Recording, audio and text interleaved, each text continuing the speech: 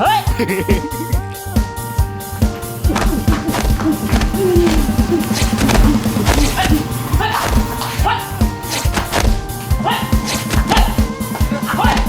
ใครว่ามาเตะนี่วะ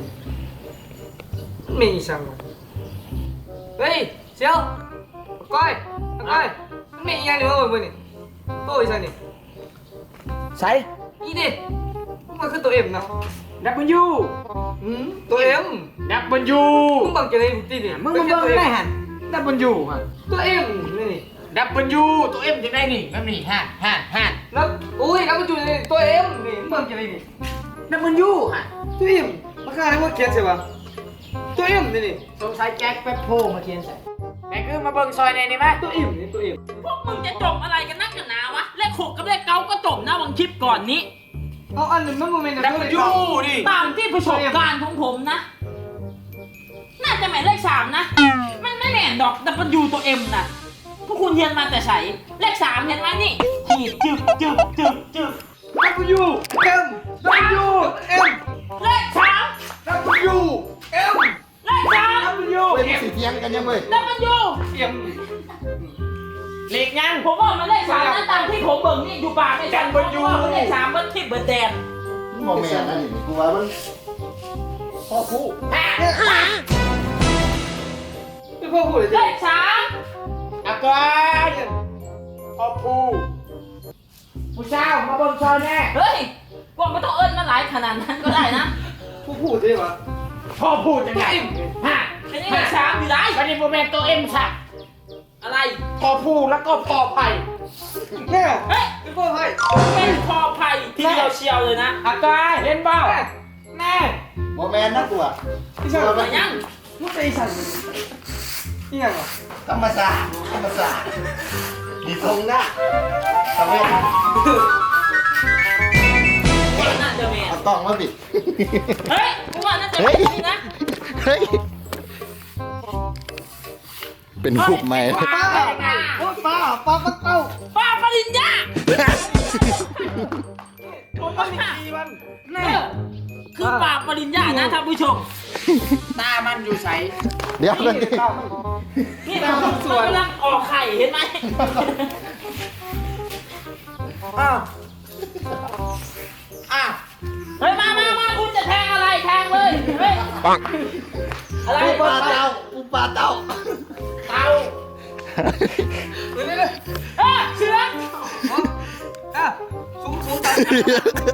เจ็ดอะไรวะเจ็ด อ้าวก็เป็นแนวเล่วันนี้ เอาติ๊บเข่ามาสั่นเจ้าของ เดี๋ยวกันเอาอุปกรณ์กัน ไม่เอา เฮ้ยกูว่ามันจะติดเหลืองนะไฮโลนะมันเป็นไฮโลนะนี่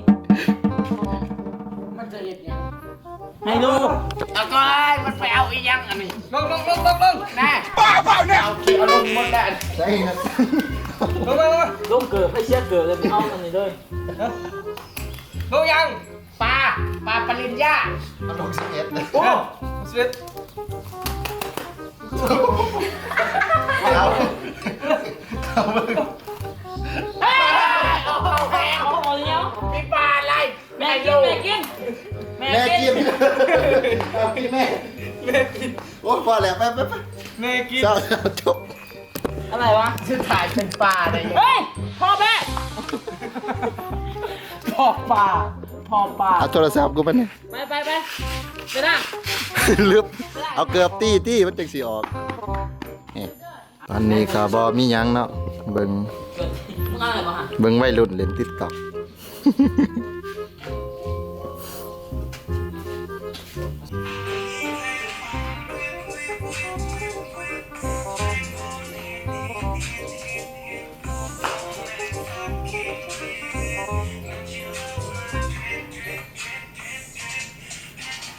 มันสิได้ก่อนทีนี้ไม่เล่นมันเห็นแจ็คแป๊บโพได้หนึ่ง ผมจะตัดคลิปของผมดีกว่า สนับสนุนโดยโค้ก เฮ้ยถ้าบริษัทโค้กเห็นก็สนับสนุนพวกเราหน่อยนะ ผมกินน้ำพวกคุณจนจะเป็นเบาหวานตายแล้ว แน่มันไม่มี ผมอน้ำตาย ากได้ยินว่าโลผมบริษัทโค้กอะไร เลือบ โอ้ออกเลยเนาะมึงใส่น้ำอะไรมันจะบ่ออก นี่นะโบก ปปริญญาคนข้างห้องก็เนียนนะพวกนี้เป็นบ้าเหรอพออะไรเดียว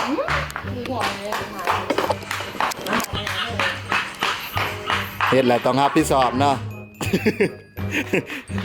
เฮ็ดอะไรต้องรับผิดชอบตอนนี้เขากลับมาเบิ่งคลิปก่อนสิปล่อยเนาะ เฮ้ย มาใส่ตัวโกงนั้นได้ยังไง ว่ามันปล่อยก่อนเท่าไหร่แหละ มื้อนี้เขาก็ปล่อยเลย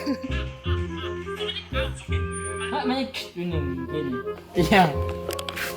ตอนนี้มาตัดคลิปแบกคือ EP 12 เช้า เนาะ EP 12 อะไรวะ ถ้าคนติดตามอาจักเดย์อยู่ให้เฝ้าออกนะท่านผู้ชมไปติดตามแบกคือ ผมกำลังจะปล่อยคลิปนะ ดีนะกูติดตามเบคือห้ามตามบิ๊กไงนะ ผมกำลังจะปล่อยคลิปให้ทุกคนเฝ้าไปเบิ่งเลยนะ ถ้าทุกคนเบิ่งคลิปนี้เฝ้าออก ถ้าเบิ่งคลิปนี้อยู่ก็ออกไปเบิ่งแบกคือดีกว่า ทีเดียวเชียวเอา แบกคือตามหาหัวยองนะตอนนี้ นี่ไงหัวยองกูจะตามหาทำไม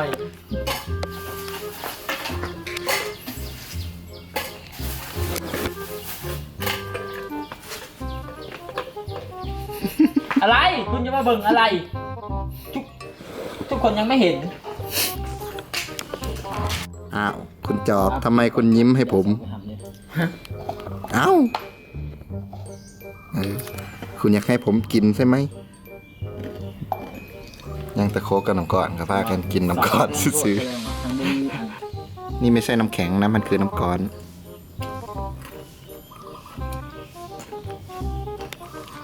อื้อหือ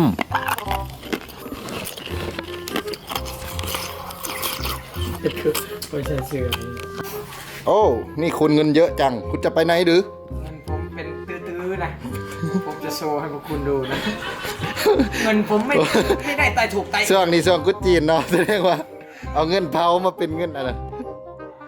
เอาไปลอยดอนมาเป็นเงินควันตน จ้างคุณนะมือกองอ่ะเอาไปคุณจะไปไหนก็ไปนะ อะไร จ้างต่อ จ้างผมคืนไหมจ้างผมมา จ้างผม ขอบคุณครับ เงินมันเอง เงินกูอ่ะผมจ้างคุณก็ได้ได้ข่าวว่าคุณติดฮีนะ ความ ไปจ่ายซะ ผมจ้างคุณผมจ้างคุณ คือเรื่องหาลอยนะ ได้ข่าวว่าคุณติดฮีคุณไปจ่ายสดซะอุ้ยทุกคนเราจะชวนทุกคนมาเบิ่งคลิปแบกคือที่ยังไม่ได้ปล่อย เฮ้ยทำไมคุณวนเวียนไปวนเวียนมา เมื่ออื่น หากินง่ายจัง นี่นะ ผมจะบอกบทนี่คือแบกคือไปงมหอยแต่ไม่ได้หอย ไปใส่ อ้าว ได้หนอไปหนอ เฮ้ย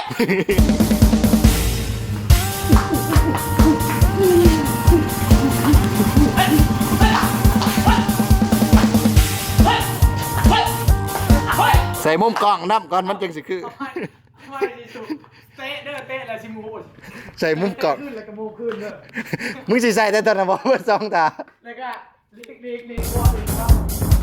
ลีกซ้ายหัว ลีกพิษแล้วมึงตายโอ้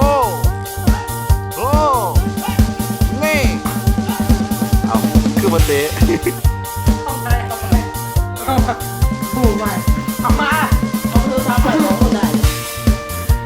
หลังจากคุณปาดปริญญาใช่ไหม ตอนนี้กำลังลำมวยแอดโอ้บอใส่ใส่เอฟเฟกต์ครับ มาเราว่าอย่าเสียเวลาดีกว่ามาเอา เฮ้ย ต่อดิเฮ้ย เอาไปกินหนึ่งคนละ เอาใส่ดิ แฮะ เฮ้ยเฮ้ย โอ้ หมูบิ๊ก เฮ้ย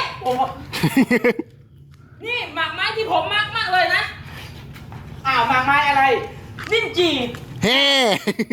เฮ้ยเจ้าของห้องเขามา เรานี่ เราทำตัวสงบดีกว่า เราอยู่ซื่อๆดีกว่า เราเหมื่อยนะ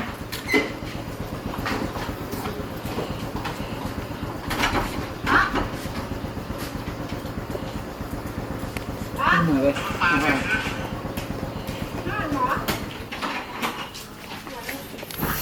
ตอนนี้เรากำลังจะจบคลิปนะครับเพราะ เถอะ ผมเมื่อยแล้ว อากอยจะไปตัดผมแล้วฮะ อากอย อีหยังสี่อีหยังก็สี่อีหยัง คือเทิงจบ โอ้ขึ้นเทิงมาเทิงจบคลิป บ๊ายบาย เป็นยังไงทุก